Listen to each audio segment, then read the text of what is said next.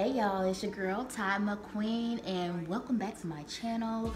So first and foremost, this is not gonna be fancy. I know a lot of my other videos have a lot more editing, but right now I do not have my laptop and therefore I cannot edit, and I'm recording on my cell phone instead of my camera.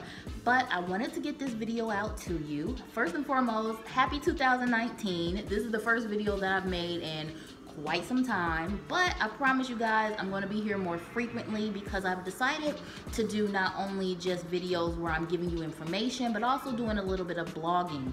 And really that's because, well, we'll get to that. Just hold on a minute, we'll get all of that. So those of you who have been following me for quite some time, you know how vocal I've been about wanting to have abdominoplasty, because after losing over 100 pounds, my stomach just looked like balled up homework. It looked like a brain. It looked like, I don't know, it just looked like a road map. It looked crazy to me. And the thing about weight loss that a lot of people don't talk about is that sometimes after losing a lot of weight, a massive amount of weight, you're gonna have to have surgery if you wanna get to a specific look. Either accept what you look like, which is fine, a lot of people do that, but I work so hard and this is something that I've wanted for so long and I'm finally getting done. So let me just jump right into it, because I have basically want to just give you an outline of my surgery, the cost, and then also my doctor and my decision as to why I am getting this surgery done. So as of right now, I am 3 months out from surgery.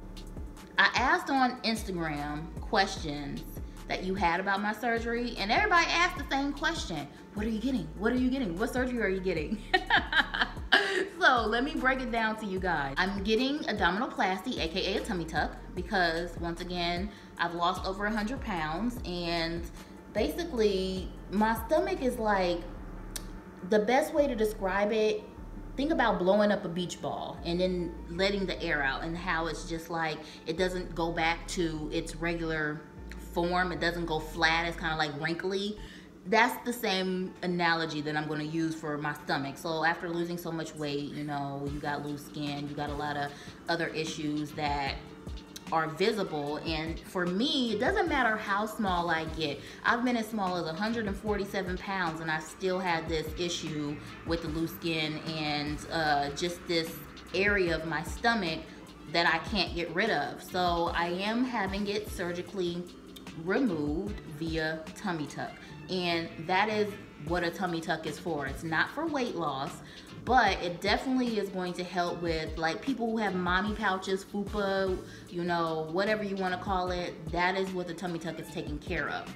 Also, y'all know, I mean, even in this video, like I look so much wider. Like I look so much wider because I just got big boobs. Like I've never not had big boobs. Like I remember in the 3rd, 4th grade, I had bigger boobs than the teacher, and they getting heavy and they making my back hurt a little bit. So I'm getting a slight breast reduction and lift. And then one of the things that I'm getting that I never thought that I would get, I'm getting a BBL. And a BBL is a Brazilian butt lift. So basically they do a fat transfer and they graft that to hips and butt. Some people don't do hips, but I want hips and I want a little bit more in my butt. So they're going to be doing liposculpture, which is a little bit different than liposuction. They're going to be taking fat from my flanks, which are like basically your love handles, my full back, armpits, you know, that little bra fat here. They're going to remove fat from there, and then they're going to place it in my hips and my booty. So when I come out of surgery, you know, my breasts will be smaller, my waist will be flatter and more shaped, and then also the BBL is going to add more shape. So give my hips a little shape and give me a little bit of protrusion in the back. But I'm gonna tell y'all right now, I don't want a fat booty. I don't want, like, Lord Jesus, don't let me come out looking like Kim K or Black China, because that would just be the worst. The worst. The cost of my surgery, and I'm gonna tell you the cost first, and then I'm gonna tell you why the cost is so low. The cost of my surgery is $6,800 for everything that I just named. The reason why it's so low is because I've decided to do medical tourism, meaning I am leaving the US and I'm going to the Dominican Republic in order to get my surgery done. And I know a lot of people have a lot to say about that, but you know, I've done my research. I know people who have personally gone to my doctor. I've did a lot of background work on him, and I feel comfortable and safe going there. My parents are also coming with me. They support my decision 100%, and that really also made me feel comfortable knowing that I'm going to have my loved ones there with me as I am going through this process and also going through recovery. So I have a little piece of paper here, so don't mind me as I look down, but I wanted to read to you guys basically a little bit of what the $6,800 includes from my quote, and I'll also tell you how I got my quote. So basically the $6,800 will be the surgical procedures that I outlined. Also, I get 10 days in a recovery home, which is vital, and I'm likely going to be in DR closer to 3 weeks, so I'll have to pay a little bit extra for the additional days, but I do get 10 days covered in the recovery home. I get 5 massages, and we'll get into that in another video, but massages are going to be vital post-op. Transportation to and from the clinic and the airport. So they'll pick me up and take me back to the airport, take me to the clinic. The clinic is where you actually have your surgery, and taking you to your doctor's appointments, your pre and post-op, your labs, all that kind of stuff. It also includes your pre-op work. So before you get surgery, you have to be medically cleared for surgery, which would include a cardiovascular evaluation, blood tests, EKG, and an x-ray. I get 1 post-op garment, and definitely going to be talking about that because post-op garments are called fajitas. It's a body shaper. You don't have to have surgery to wear one, but I am going to be offering that at some point for people who are looking for body shapers. But again, that's something that we'll get into later on. I get a night stay at the clinic. So again, the clinic is where you actually get your surgical procedure done. So this is not an outpatient surgery. You do have to stay overnight. You get supplies and disposable materials. So I'm thinking that's more like, you know, gauze, tape, gloves, things like that, because I'm going to have to, like, you know, address my wounds. Medical fees, which include doctor fees, cardiology fees, and the anesthesiology. Okay, so that's what is included in the $6,800, and then also outside of that, I'll have to pay for my medication. Also, what I would need is $150 for complication insurance. So you have to have this insurance in order to get your surgery done. It's just a, you know, extra layer of protection if something happens. And then also $300 for blood transfusion. And blood transfusion is something that you may or may not need. So it basically would be refunded if you don't end up getting the blood transfusion.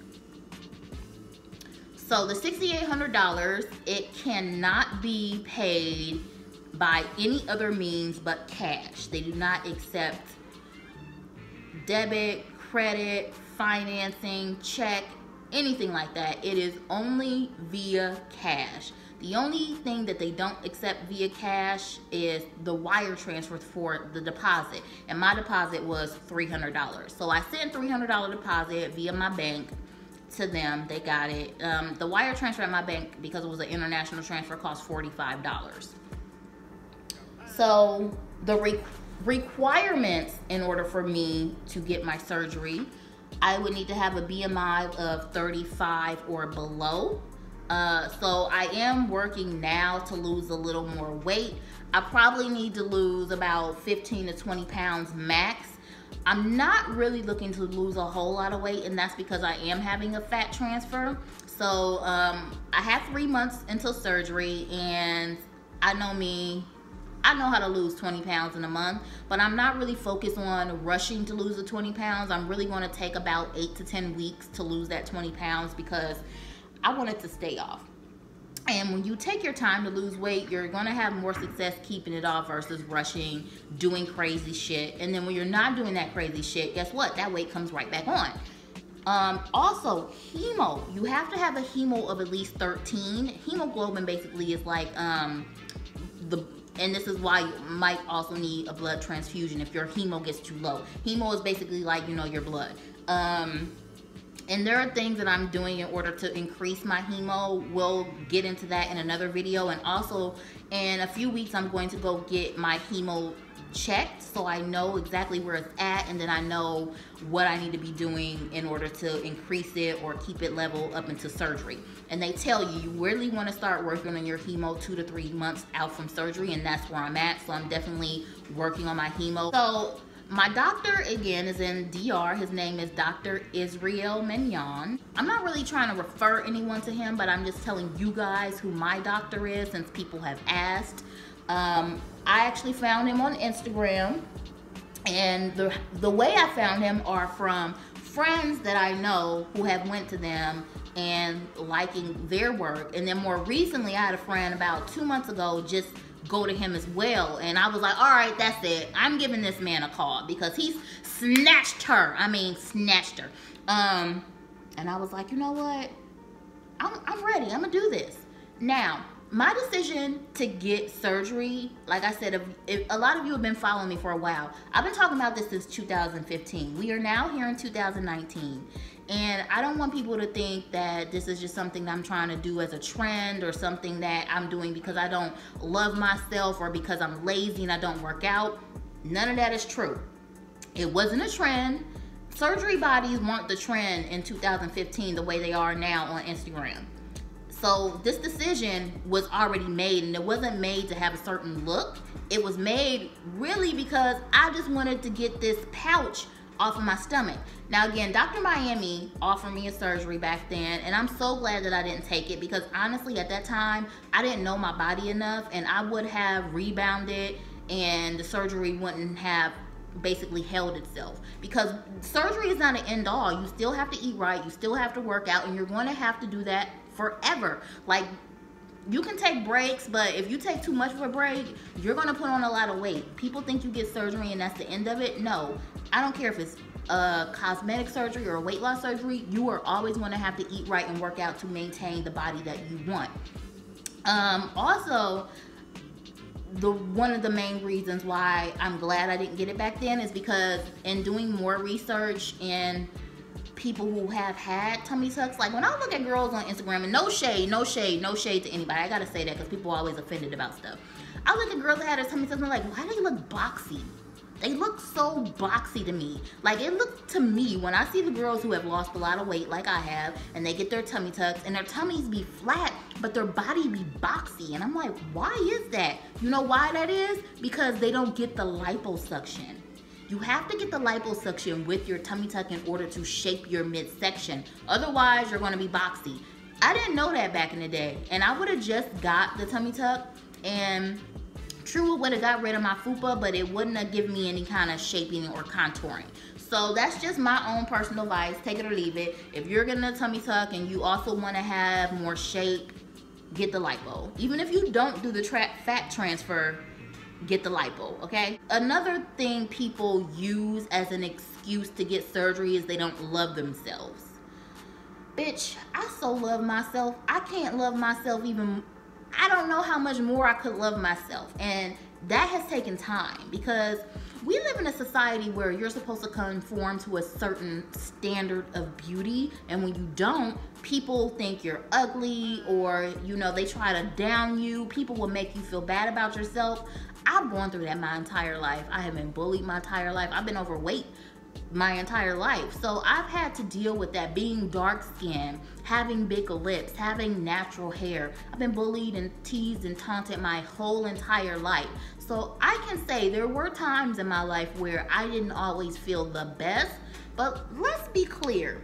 Even if I didn't get this surgery, I would still be snatching men, period, okay? Because I ain't had a problem yet. Big Ty didn't have a problem. Little Ty didn't have a problem. So, you know, my self-love is there. But we all have insecurities. And for me, I've worked so long for so many years. And it's just like the icing on the cake. It is the icing on the cake at the end of the road of this weight loss journey. I wanna get out of the weight loss community and move forward. And for me, when I look at my body, I don't always see what I should see because of this little area on my stomach that just doesn't go anywhere. So I've made